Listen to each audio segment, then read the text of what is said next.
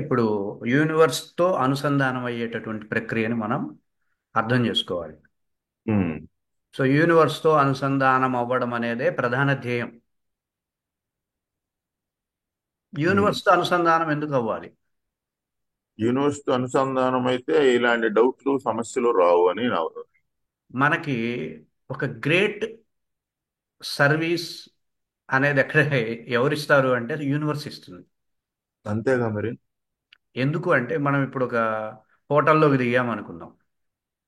ఒక లాడ్జిలోకి హోటల్లోకి దిగితే ఆ హోటల్ వాడు మనకు ఒక మంచి సర్వీస్ ఇవ్వాలి మిగతా వాళ్ళందరికంటే అనే భావం ఉంటుంది.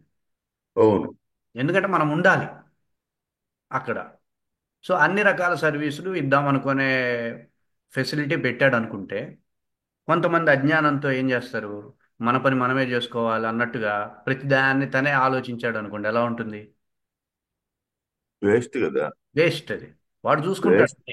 క్లీనింగ్ దగ్గర నుండి నీకు ఫుడ్ తెప్పించే వరకు ప్రతిదీ A to Z, morning to evening వరకు, బ్రేక్ఫాస్ట్ దగ్గర నుండి డిన్నర్ వరకు అన్నీ తనే చూసుకుంటాను అని చెప్పి అంటుంటే, ప్రతిసారి పొద్దున్నే లేచి బ్రేక్ఫాస్ట్ ఏం చేయాలి, ఈ క్లీనింగ్ ఎవరు చేయించుకోవాలి, ఇవన్నీ ఆలోచిస్తున్నాడు అనుకోండి, వాడిని ఏమంటారు? ఇంకా తెలివి తక్కువడమే అంటారు. అజ్ఞాని అంటారు. సృష్టి నేను నీకు సర్వీస్ ఇవ్వడానికి సిద్ధంగా ఉన్నా అని ఉంటుంది ఎప్పుడు. ఉమ్, నీకు ఎలా చెప్తున్నారండి సృష్టి నీకు సర్వీస్ ఇవ్వడానికి సిద్ధంగా ఉంది అని మీరు ఎలా చెప్తున్నారని మీరు నన్ను అడిగితే, ఉమ్, మనం పుట్టక ముందే మనకు ఆకలి తీర్చడం కోసం పాలను సిద్ధంగా పెట్టింది యూనివర్స్. ఉమ్, మనకి శ్వాస బాగా తీసుకోవాలని చెప్పి మనకు పుట్టక ముందు నుండే చెట్లు చేమలు ఇవన్నీ ఏర్పాటు చేసింది యూనివర్స్. మనకి వస్త్రధారణ కావాలి అంటే వస్త్రధారణకు సంబంధించినవన్నీ ఏర్పాటు చేసింది. మనకి ఏం కావాలన్నా సరే యూనివర్స్ నుండే పుట్టించుకుంటున్నాము, తయారు చేసుకుంటున్నాం, అవును. తెచ్చుకుంటున్నాం, అందుకుంటున్నాం. సో ఇవన్నీ మీరు గమనిస్తే యూనివర్స్ యొక్క భావ వ్యక్తీకరణ, అంటే ఒక యూనివర్స్ని ఒక మనిషిగా భావించాలి మనం. ఒక హ్యూమన్ బీయింగ్ లాగా, ఒక పర్సన్ లాగా భావిస్తే అది ఏమంటుంది? నేను అన్నీ నీకు ఇస్తా, నీకు అన్ని సర్వీసులు చేయడానికి నేను ఉన్నా అని చెప్తున్నా సరే, మనం మన విషయాల గురించి మనం ఎక్కువ ఆలోచిస్తూ ఉండడం అనేది ఒక అజ్ఞాని లాంటిది అనమాట. కేవలం నువ్వు సంకల్పం చెయ్యి. కేవలం నీకు సంకల్పమే బాధ్యత. నాకు నా బిజినెస్ ఇలా ఉండాలి, నా బిజినెస్ ఇలా అవ్వాలి, నేను ఇంత టర్న్ ఓవర్ సాధించాలనే సంకల్పం మాత్రం చేయి. మిగతాదంతా యూనివర్స్కి ఇచ్చేసేయి.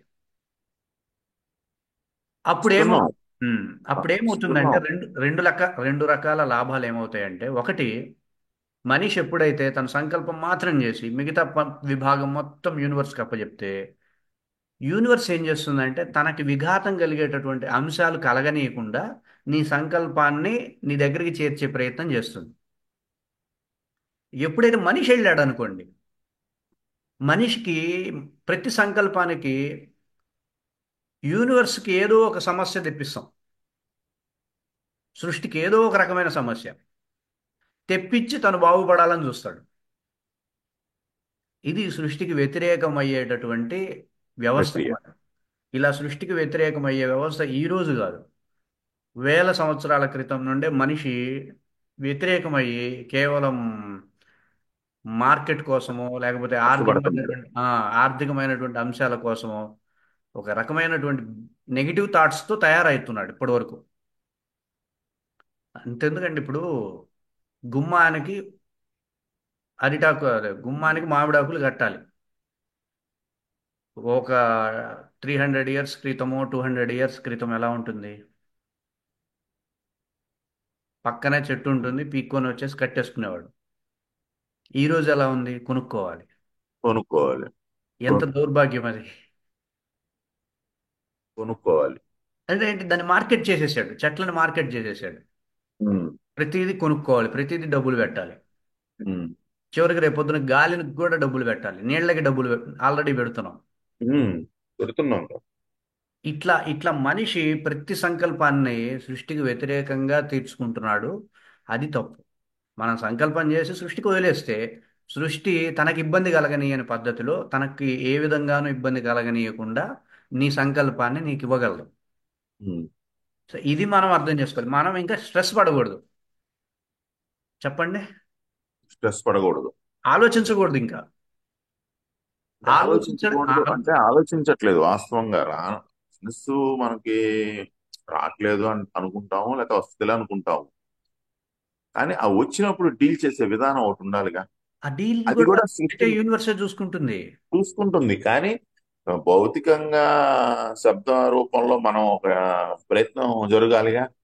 ప్రయత్నం కూడా యూనివర్సే చూసుకుంటుంది. మానవ ప్రయత్నంతో ప్రయత్నం ఏమీ అంటే జరగదు. ఇప్పుడు వాడు రేట్ అడుగుతాడు, ఉమ్. ఇప్పుడు ఎంత ఒక విషయం అనేది చెప్తానండి, ఒక నా కొంతమంది. నోట్లో నుంచి రావాలిగా.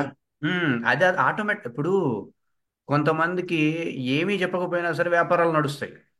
అవును. ఏం మాట్లాడకపోయినా వ్యాపారాలు నడుస్తాయి. కొంతమంది అద్భుతమైనటువంటి వాక్చాతుర్యం ఉన్న వ్యాపారం నడవదు.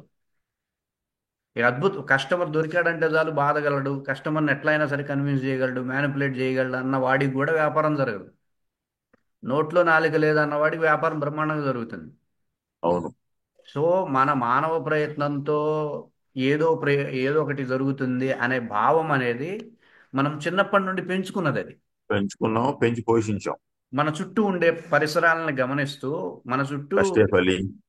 మన చుట్టూ ఉన్నది ఏంటి, మన చుట్టూ ఉన్న వాళ్ళందరూ మన టైపే కదా. అంతే. కానీ మన చుట్టూ ఉండే వాళ్ళని కాదు, యూనివర్స్ని ఒకసారి అబ్జర్వ్ చేస్తే ఫ్రెష్గా నీకు ఒక థాట్ తెలుస్తుంది. నువ్వేమీ చేయాల్సిన పని లేదు. నువ్వేం చేయక్కర్లేదు. జస్ట్ సంకల్పం చేయి, నీకేం కావాలో ఒకటి చెప్పు. దాన్ని మొదటి నుండి పవన్ కళ్యాణ్ అంటాడు. పవన్ కళ్యాణ్ తెలుసు కదా, రాజకీయ నాయకుడు. అతను క్రియాయోగం.